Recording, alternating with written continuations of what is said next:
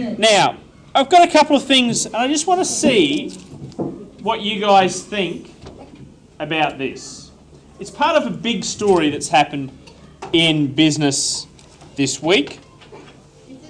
Here is, no corruption, here is the website of optus.com.au. You may or may not be able to see the URL, but this is their landing site now for Optus. Okay, register now or learn more. Now, for something completely different, here is the landing page for Telstra. Pre-register or learn more. What do you guys think from a marketing perspective about those two things for Optus and Telstra? They look very similar. Very, very similar. Okay, yeah, is there an element of copying that's going on in here? What about if you guys were marketing people now? Anyone would think, what recommendations might you make for either of these companies? Maybe put the other iPhone, the iPhone 6 Plus, or the iWatch on there as well. Okay. What a great idea. One of these companies could differentiate themselves by including the other Apple products that have been announced just recently and would look to maybe be a step ahead. I like that. Okay, yeah, that could be could be the link to learning more. Ernan? There could be a special offer on your iPhone. Okay. Right now, there's nothing else there about what they've got to offer. So if they were prepared to say, one of them was prepared to put some sort of deal together, and they'd roughly know the pricing of the iPhone now, it depends on a little bit on which of the two versions and how much memory you choose, they'd probably have enough information now to be getting a little bit of an offer together. So it's something that people could think about to make that a little bit different. And I think the fact that two of them are almost exactly the same, that's what you guys said, it's an interesting thought. Okay, let's get on to what we need to look at today. And the topic we're looking at is database marketing. What database marketing is all about. We see it all the time. I'm going to give you later on an example from my email inbox of just how many companies have sent me information just in the last 2 days, 2 or 3 days. It's about, if you're a business, putting together a list of customers and potential customers in a database, storing their details so that you can use them later on. However, before I get on to that, I want to start with a boring business story, right? And your challenge is you guys need to guess what company we're talking about here. Okay, you guys have to guess what the company is that we're talking about. I give you some clues until we do it. I usually give you some clues until people get it. But this time I'm going to go the other way. You guys can ask me anything. I'm not going to give you too specific information until you work out what the company is today that we're looking at. And I'll give you the guy's name. Howard Schultz is the guy. So which company is he associated with? Okay, no one screen's down, no cheating, no one looking. So what are some questions you want to know to work out what this company is? Let's start. What's the company? A little bit too broad, but I'll tell you what. Started in the United States. That's much more specific. Okay, and there is a lot of companies that started there. Haven't you? Helped you much? Has it gone to Australia? Has it come to Australia? Yes, it has, and I would say it has not been as successful in Australia as it has in other parts of the world. Anyone going to have a guess? Let us know when you're having a guess. Another question? Yep. Does it have anything to do with food?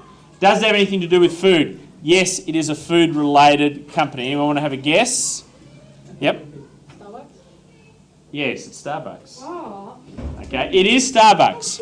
And Starbucks has opened and has actually closed some Australian stores. I don't think they have been as successful as they would have liked. This gives a little different some ideas. Have a look at the 100% fair trade espresso. That's about making sure that they're treating the growers of the product correctly. You probably are familiar with the logo and so on. Now, let's learn just a little bit about this guy. See if you can learn some lessons from Howard Schultz. He has something in common with a lot of our entrepreneurs. He did not graduate from high school. His father passed away when he was still at school, and he went to serve in the army. He then got a little bit sick, and so he had a number of things that he had to overcome. He worked in factories, he worked driving trucks over a period of time. Then he bought a few shops, 3 shops that sold, amongst other things, coffee. But coffee was not a big thing in the United States. And what he saw is that he went to a trip to Italy. And Italy, they have espresso bars everywhere, and a lot of people really love their coffee. So he saw this and he thought, I'll tell you what, I reckon I can make this happen in the United States. That was his passion, to have great coffee around the United States. Now, a few of the business things that he did. He did go back to university, so even though he didn't finish school, he went back to university and he did a MBA, which is a business course, a Masters of Business Administration. Often, like, managers use that. It gives you some general high-level business. He did it at a very high quality, like a well-known university, Harvard University. And now we get to what he talks about. Like, what are the things that he thinks were important to him about his business? One, he says, is that he created a vision. Right? He had this idea that when he went to Italy and to Milan, he saw all these espresso bars and he really wanted to do the same thing himself. He wanted to be able to create great coffee in the United States. So that was a really important thing. He started with 3 shops. He originally wanted to expand at 50 shops a year. That's how many he wanted to open. But it turned into more than 500 shops a year over time. Right? So there's a hugely growing organisation. He wanted to make sure that he controlled the quality of his coffee. So he wanted to make sure that he was roasting his own coffee. And there's a famous family here in Brisbane that do exactly the same thing. And they've made a really nice business out of it.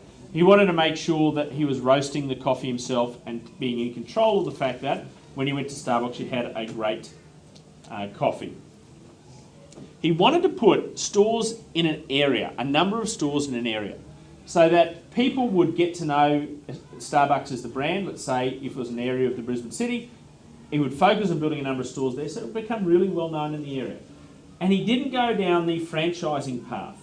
And that's a very different model from a lot of the other businesses. You think about the McDonald's and Hungry Jack's, Subway, they were franchised. He went away from it. Other things he thought were important: continue to change and improve wherever you can. And Schultz realised that treating employees would have a significant impact on his profits. If he treated them right, the business would be more profitable.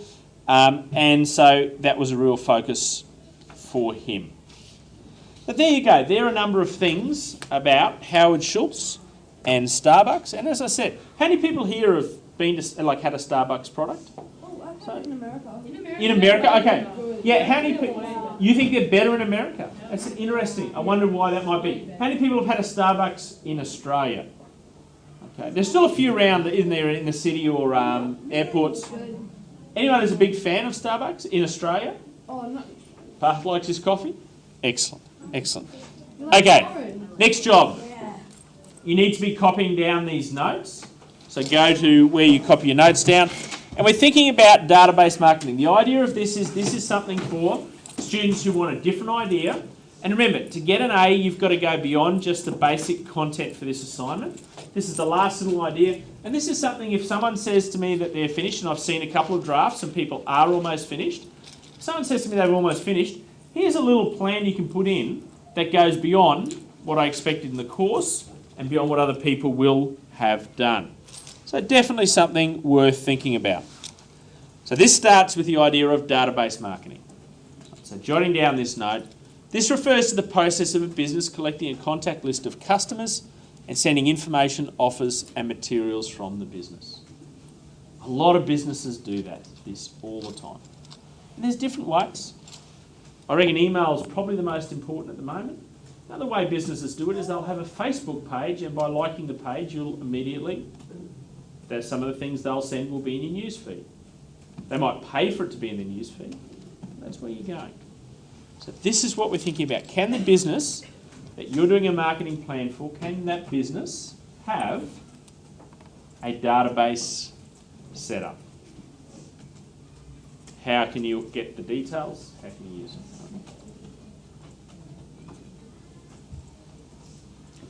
30 seconds, have a look at this. Is anybody going to try that in what?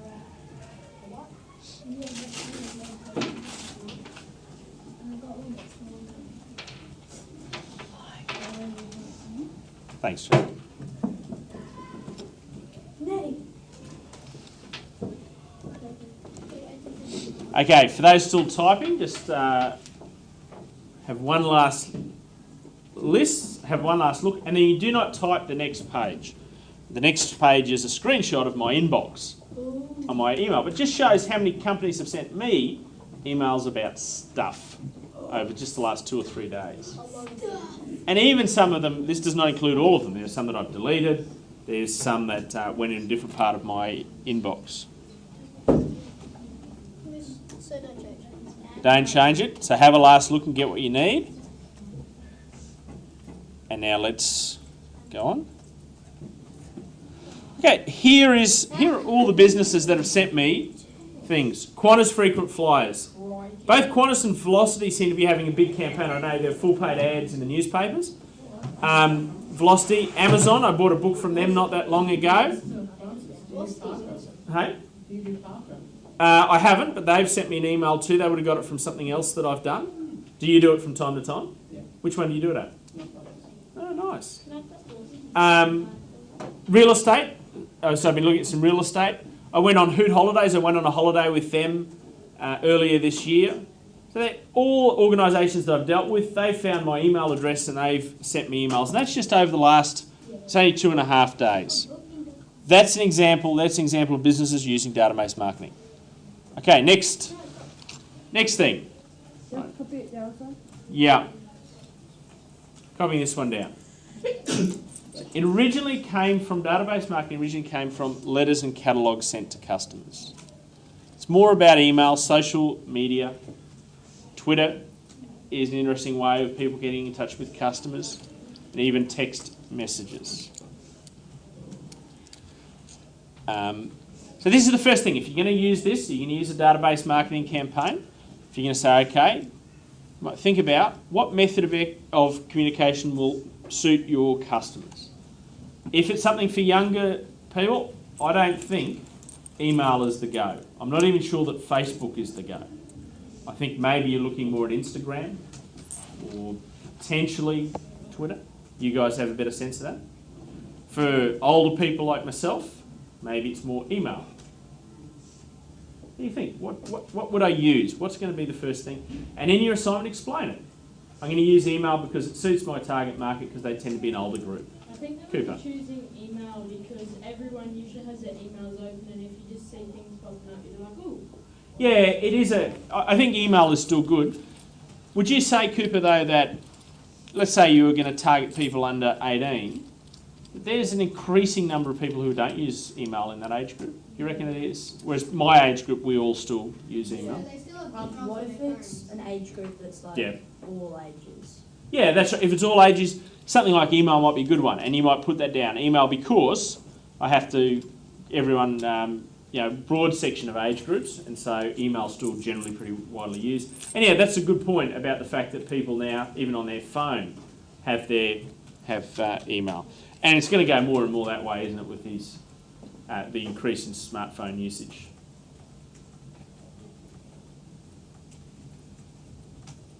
So this is the first thing to consider. Which method will suit you and your customers best?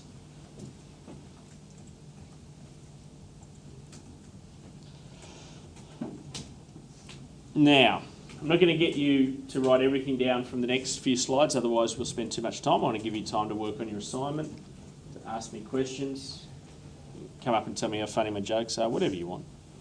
Whatever you want. Thanks, Jack. You'll do well in this assignment, I reckon.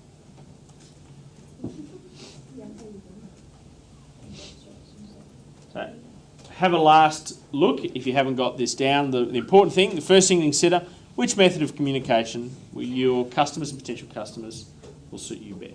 With your customers and potential customers suit you best. Okay, last look. Now, I just want you to write the big point here. Right. The next challenge is to decide how you're going to collect the details of your customers and prospective customers. Just write that one sentence. I don't want you typing everything else because we're going to talk about those and you might just jot down which one you think will work for yourself. Okay. Amass audience, you might decide, okay, you're going to get a Facebook page and try and get people to communicate there. Or an email and get email addresses. You might run a competition. You could have an app and push notifications. Yeah, okay. Yep. If you think that would work for your business, there'd be a certain amount of cost in designing the app. But yeah, there absolutely there might be something that comes with that. And push notifications would mean that as a business, you've got the ability to send messages to people as you see fit. Okay. So don't write the 3 bottom points, just the big top one. The next challenge is decide how you're going to collect the details of your customers and prospective customers. How are you going to put that all together? And then you might just want to jot down which ideas suit yourself, right? Could you run a competition? And in there, you know how they have terms and conditions down the bottom? Often they'll have maybe a little box that you've got to tick. Say, tick here if you do not want us to use your email address for marketing details. Okay, that might be something that you do. You might have a loyalty program where people have to give you their details as well. So a loyalty program might be you buy 5 coffees and you get a 6th one free. Or if you sign up for this, we'll give you 5% off all your purchases. You might just do that and say, okay, to do this, you've got to fill out these details, and they do that. When I bought my cat, I signed up for the pet store loyalty program, and so they send me emails with things to sell around that. And they got some information. They know where I live and how old I am, but they know what pet I've got. So they don't tell me when they've got specials on snake toys. They send me an email if they've got something on cat food or something like that. Right? They know they've got that information about me. So you got to think, what information do you want to contact? Any other ideas about how you might collect customer information? Any other ideas? No worries, but any of those would work. Okay, loyalty program, run a competition. You might have a Facebook page. You might just have a list in your shop where people who want special offers can put their names down and you'll email them special offers. A lot of people are quite interested to hear out what's happening. Have a last look if you're still typing. We'll get on to the next page. We don't have too many more pages to go. Just another 32. There's really not 32 pages, Jamie. It's okay. I wouldn't do that to you guys. I didn't get to finish the last slide. Okay, you don't have to write it down. Just the first sentence is all I want. So just have a look at that now and finish off whatever you need to. This next one, all I want you to do is write the heading, which details will you collect, and then I want you to fill in the details that might suit your business. I gave you the pet shop one. They were interested in what pet I might own because they don't want to send me specials around, you know, deals that they might have for rats when I own a cat. No, but they could advertise a rat if their cat eats rats. Yeah, they probably don't want to be selling their rats as pet food for my cat, but or entertainment even. It's a little bit mean, I think. So what do you need? Do you need their email address? Do you do that? I mean, you may not collect anything. You might just have a website where people give you their email address, or you might have a Facebook page where people just like your Facebook page, and therefore you'll be able to get in touch with them. My understanding though is Facebook is charging businesses more and more, even when people have liked the page, to send out notifications. Have you got some examples of that, or are you just aware of that? My parents are trying to set up a business under my Facebook, and it costs the max of money to set Yeah. up and stuff. Yeah, it is interesting how they are charging and how much they're charging. And, you know, one of the interesting things is, like, we think maybe that doesn't matter so much, but a lot of people are quite interested in hearing from businesses that like to do what they like to work with, and so we're going to get less interesting and useful information in our Facebook feeds, and it'll challenge Facebook media. I don't know if you guys heard the same information, but when Brett Lee, the former policeman who talked about cybersecurity, came out and talked, the group I was involved went to the evening talk with the parents because I had something on, I couldn't get to any of the other ones. And it was very interesting to hear him talking about the fact that he thinks Facebook is dying. He thinks that some of you guys have that same impression. Yeah. So you might think that's not such a great way to go. You might say, okay, well, then you work through Twitter or Instagram or whatever you think the social media that's going to work in the future is. So don't write anything more than what details you can collect, and think about what details you've got. Have one last look and we'll duck on to the next slide. Okay. Don't have to write anything much here. Okay. Just write down what form of communication suits your business. Is it, James has got one that's going to be email because it's nice and general for a broad part of the population. Others might say that dealing through a forum on a website. You know, if you're running a computer business, a forum on a website might be your number one way of communication. So think about what actually suits yourself. Don't just write everything down from this.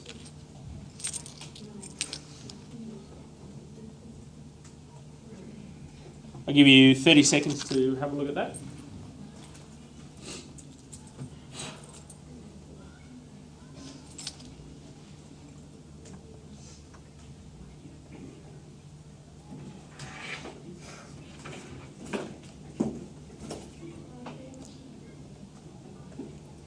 Last 10 seconds, have one last look. This is all about what's it actually going to be for you.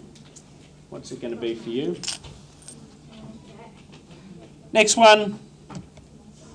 What offers are you going to send? Can you go back, please? Go back. Don't have to, just write down what communication you think will suit your business. You don't have to write everything down here because I want you to get on and do some work on your own business plan or your own marketing plan. Okay. Have a last look if you're still typing. This is the last page. And I want to add one more dot point here.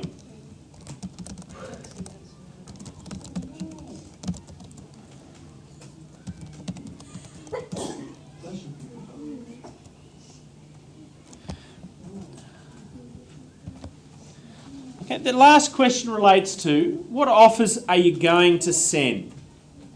So, example of offers. Are they discounts at a quiet time of day? Okay, maybe you've got a coffee shop. Maybe you've got a Starbucks. Are you going to give a discount for people who come at a really quiet time? Airlines do a lot of work around pricing. They're much, much cheaper at quiet times. Maybe you've heard parents talking about having to book tickets to travel during holiday times, and they talk about how expensive it is, and it is. The change is different. So you might have offers to increase demand when usually things are going to be quieter. Some restaurants have a lower price if you're in by 6 a.m. Because that way, if you finish, Cheap Tuesdays, great example from James, like great example. Cheap Tuesdays, put a discount on a day, and I think Cheap Tuesdays, am I right? Cheap Tuesdays is now gone every day. And one of the things you guys, because keep in mind I'm extremely old, you guys are young, one thing you guys don't realise is that 20 years ago, pizzas were $14, $15 each. Pizzas are one of those things that have gotten cheaper and cheaper, and Cheap Tuesday is now a sign of how pizzas have become like fast food, more like a McDonald's type option, than what they used to be, a little bit special. $15 is like 3 of them. Yeah, that's right. Now, now for the cheapest ones. Yeah, very interesting. Okay, high volume purchases.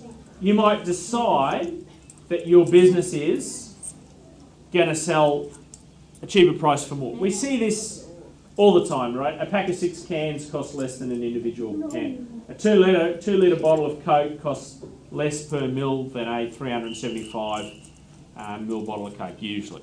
Not always, but usually. Sales promotion. Maybe you've got a catalogue that's just come out with a whole bunch of specials. So you might send that offer to the people. Or information. Right? This would be one that I could use in my seedling business. Right? You know how we're putting together those little seedling packages for young people with the seedling partly grown tomato seedling, and they'll plant that and that'll turn into a full plant. Information is quite a useful thing. A newsletter, it shows that you are an expert and can help in that way. So there's a few little things.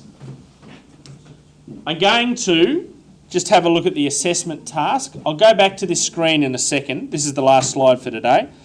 With a bit of luck, I've got the assessment task here. And here it is. It's due next week on Thursday. Okay. Here are the sections. Yeah, I think you can hand it in at the end. You'll have time to work on it in the class. You need to start by describing the business idea. Most of you have done that very well. The next thing, Guys, I know a few of you moving it just because of batteries and stuff. Yeah. Just try and give us a sec to go through this, and then you're free. The next thing is a survey. Remember what I wanted the survey was a little statement about what the point of each question is. Don't just put a question in. Let me know what information, why this information is important. I gave you a question that was pointless in the exam. In my example, you don't want any pointless ones. Explain what the competitive advantage of the business is. Why is your business better than everyone else's? Define your target market, and an A-level response is going to include some issues around the census data. Use a SWOT analysis for the business. An A-level response is then going to make what are some recommendations that come from the SWOT analysis. 2 examples of advertising to support your business, and I've got a few different examples here. Don't hand in the exact examples, just give me a scale version, right? I don't want anyone wandering in with a 4 foot high, 1.5 metre high A-frame, that the sign that they've made or anything like that. Just give me the examples that you would do. No, you don't have to use a sign. Can be anything. Could be I know a few of you done web pages before. Could be a brochure. Jamie, what was your suggestion? No. Yeah, anything little is fine. No problems there. So, back to you guys. Have any of you guys got questions at this stage? Okay. Everyone's got something to go on with? Because if you finished everything and you feel like you've done a really good job of it, you can also go back and have a look at what we did today and build up a customer database strategy. That's what you can go and do today. If you email me an assignment, I'll get it back within 48 hours, and I've had a few students who've shown me their assignment. Yeah, a conclusion wouldn't be a bad idea, and a nice thing to cover in the conclusion is how successful do you think the business idea is and why. Link it back, say it's got a great target market, we can build some good advertising that comes out of it that emphasises the benefits, and therefore I think it's going to be successful. Link to what you've got in the assignment and justify it. That would be an A-level response to finish.